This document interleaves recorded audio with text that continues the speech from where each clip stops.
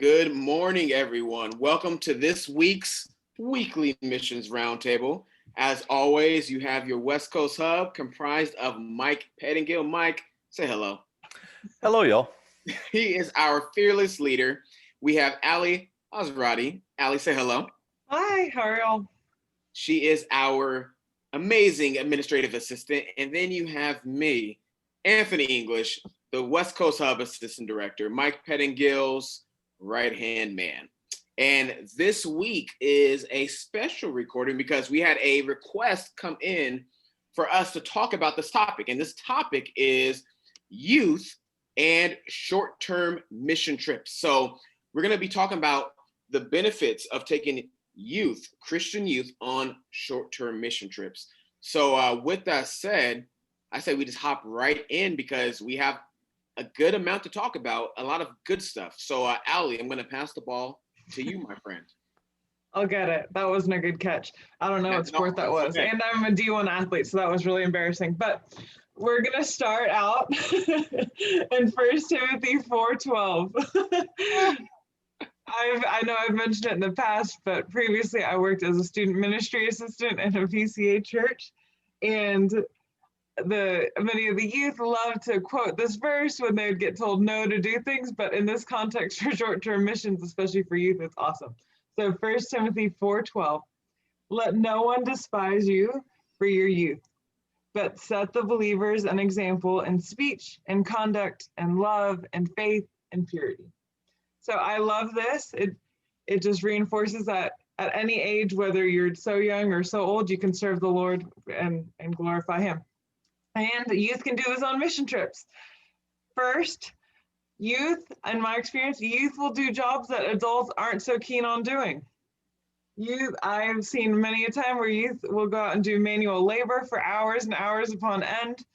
Yes, they require sustenance, but if you give them some food, some water, a little break, they'll be fine. They'll go do all the hard labor, cleaning up the church, cleaning up around it, moving stuff. They'll do it all with very few complaints. Secondly, they have endless energy.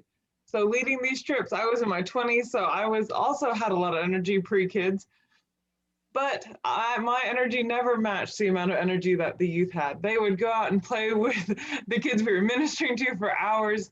First thing in the morning, they'd be up and playing, ready to go out, ready to be with people. They had more energy than I could ever imagine. And I was so thankful for that because it's such a blessing that when they were there, they were all there and full, ready to go. And finally, I found that youth are more flexible often than adults can be. They are okay with living in more rustic or basic living conditions while on the field with less complaints. Sleeping on a floor is an a-okay bed, or whatever is given to them, they will do. I remember one time in Bulgaria, there was 14 of us staying in one office and we all shared one bathroom. I'll be honest, the adults complained a lot more than the kids did. The one bathroom had the one toilet and the one shower, so it was a real stretching experience. But I don't remember any complaints from the kids, and they were just so happy to be there. So I highly recommend taking youth on a trip on short-term mission trips because they are fun and full of energy, and they're great. All right, you gonna pass the ball back to me? I can pass the ball back to you. That was a terrible throw, D1. Terrible.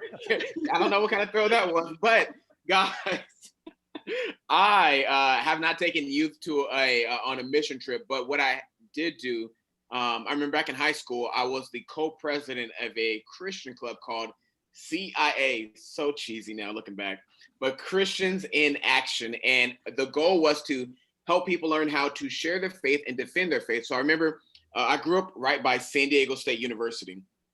And I remember taking our Christian club when I was a senior in high school to one of the local public malls right by San Diego State, and we shared the gospel with people at the mall. And I remember afterwards they were saying how good of an experience that was because it makes their faith more real. When you're inside of this Christian bubble and everyone believes in Christ or professes to believe in Christ, it can sometimes feel like not real. But when you're out there and you're talking to atheists and those who have a different faith other than yours, and you're getting these real life questions. You're talking to people who have been through some horrendous things, and they're asking, how does Christ actually impact or affect their life? What does Jesus have to say to them? It makes the faith more real. You see that this is a matter of life and death, of heaven and hell. It is eternity in the balance. And it helps, in my experience, I've seen youth stop feeling and stop thinking, stop behaving like their faith is just a hobby. And they start to realize that Jesus is real. He demands their all because he gave his all for them.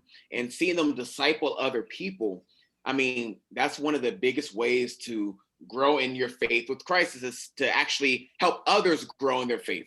Iron sharpens iron. So when you take the youth on a mission trip, especially outside of the country, they start to realize just how real and serious their Christian faith is. So it's a benefit for the youth. It helps them to grow in their faith, and it allows others to get to know them so they can build relationships with other Christians who are outside of America, which gives them a global perspective on their faith as well.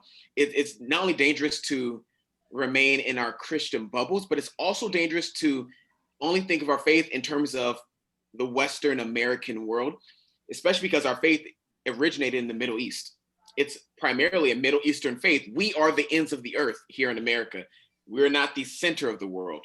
So it helps them to realize that Christianity is a global faith, and there's legitimate global perspectives that we miss out on when we only keep our eyes here in America. So it helps the youth in so many ways, and it also helps the other believers overseas as well. Now, I'm going to take the ball, and I'm going to go ahead and pass it to Mike. Bam! That's D3 throwing right there. What's up? So I was not a D1 athlete like Allie. I was D2, so we didn't quite get the scholarships that Allie did, but I clearly caught the ball better than Allie did. All right, so back to the important topic: short-term missions. So I've had the pleasure, before I was long-term, I was able to take the high school youth from my church on a half a dozen mission trips all throughout Latin America, ranging from Juarez, Mexico, all the way down to Peru on 2 separate occasions. And it was just youth. So I have a lot of experience personally in organizing those trips and getting them across the border and organizing what we're going to be doing there.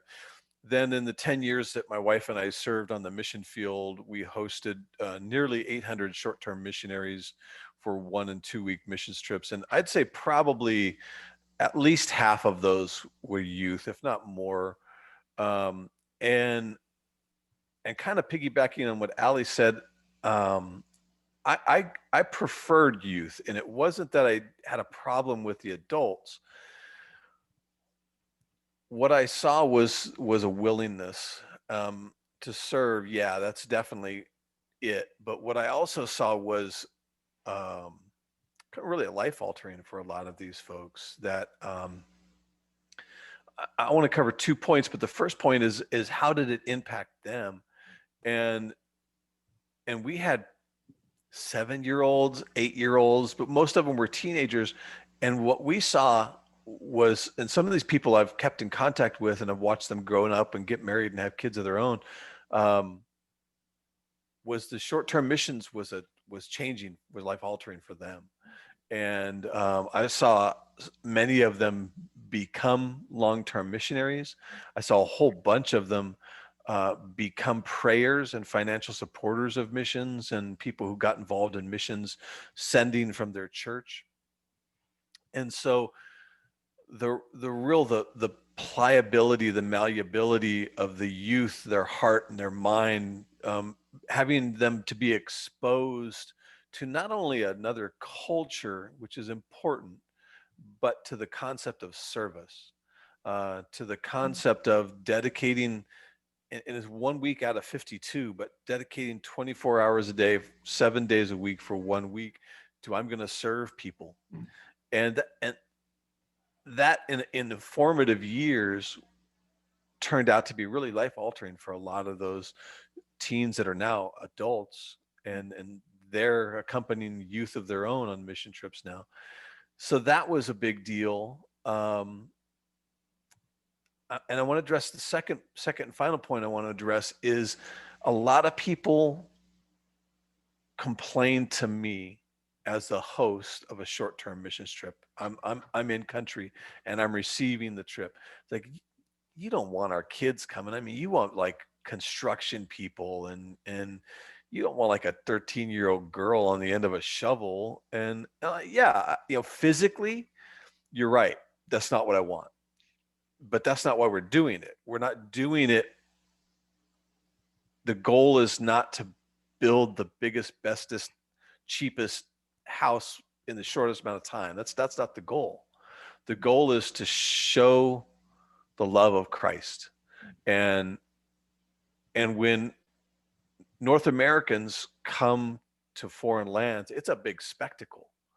And it, for better or for worse, when you see a group of Americans together, it's a spectacle, and that draws attention to the ministry, and especially if you're in a developing country or a third world nation. People look and they're like, "Dude, why are you here?" Our experience was people would like, my uncle and my cousin are where you live right now. Why are you taking your time off to come hang out here?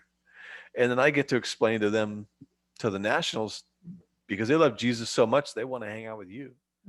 And Allie really hit it when she talked about the flexibility, but it's the kids were willing to learn. And yeah, maybe they didn't lay as many bricks as an adult could, or dig as many feet of a ditch or whatever. And that's less relevant, but they were more willing to show love, to really impact the nationals, and to really embrace the opportunity. And so I'm a big fan on the taking and the receiving end of sending youth on short-term missions. And we as a group, and I'll shut up here, but we as a group really want to encourage you, if you're listening to this, get your youth involved in short-term missions. It's better for their development. It's better for your church, your ministry benefits. And it gets your community, their family, your church family excited about missions. And that's thrilling. So send us your kids, man. I love it. I love it. I love it. Well, guys, listen, what do we want you to do in response to this? Support youth going on short-term mission trips. If a young person comes to you and says, "Hey, I'm going, to some foreign country on a mission trip," or "I would like to," encourage them. And if you can, financially support them, and then partner with them. So, hey, I'm just not going to give you, this check.